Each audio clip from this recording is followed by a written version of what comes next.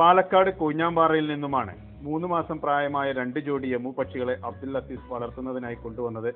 15,000 രൂപ നിരക്കിലാണ് 2 ജോഡി എമുക്കളെ വാങ്ങിയത്.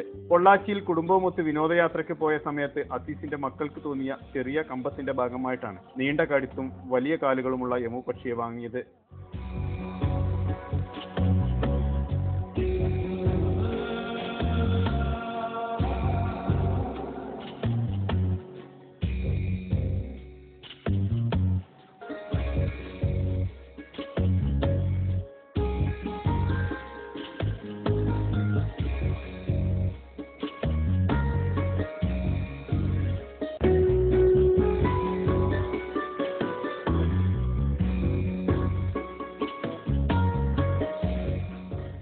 യമുക്കളെ വളർത്തുന്നതിനായി പ്രത്യേക കൂടാണ് ഒരുക്കിയിരിക്കുന്നത്.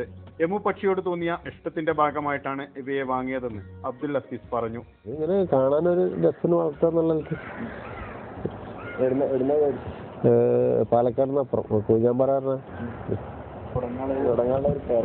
തുടങ്ങിയാലെന്ന് പറഞ്ഞാല് ഇത് നമ്മള് ഈ കോഴിയായിട്ട് ബന്ധമുള്ളതുകൊണ്ടേ അങ്ങനെ ഒരു ഇൻട്രസ്റ്റിൽ വാങ്ങിയത് മാത്രം.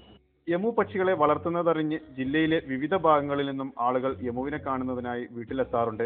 തണുപ്പ് കാലമാണ് യമു പക്ഷികൾക്ക് ഏറ്റവും യോജിച്ചത്. മറ്റു പക്ഷിമൃഗാദികളിൽ നിന്ന് വ്യത്യസ്തമായി ഒരു യമു പക്ഷിക്ക് ഒരു ഇണ എന്നതാണ് ഇവയുടെ പ്രത്യേകത. കോഴിത്തീറ്റയും SKM യമു തീറ്റയും പച്ചിലയുമാണ് ഇതിന്റെ പ്രധാന ഭക്ഷണം. നീണ്ട കൊക്ക്, നീളമുള്ള കഴുത്ത്, ഉരുണ്ട ശരീരം, ഉയരമുള്ള കാലുകൾ എന്നിവ യമുവിനെ മറ്റു വളർത്തു പക്ഷികളിൽ നിന്നും വ്യത്യസ്തമാക്കുന്നു. എല്ലാവർക്കും ഓരോ തരത്തിലുള്ള വളർത്തു പക്ഷികൾ ഉണ്ടായിരിക്കും. എന്നാൽ യമു പക്ഷികളെ വളർത്തുന്നവർ ചുരുക്കമാവും. ഇത്തരത്തിൽ യമു പക്ഷികളെ വളർത്തി മറ്റുള്ളവരിൽ നിന്നും വേറിട്ട് നിൽക്കുകയാണ് അബ്ദുൽ ലത്തീഫ്.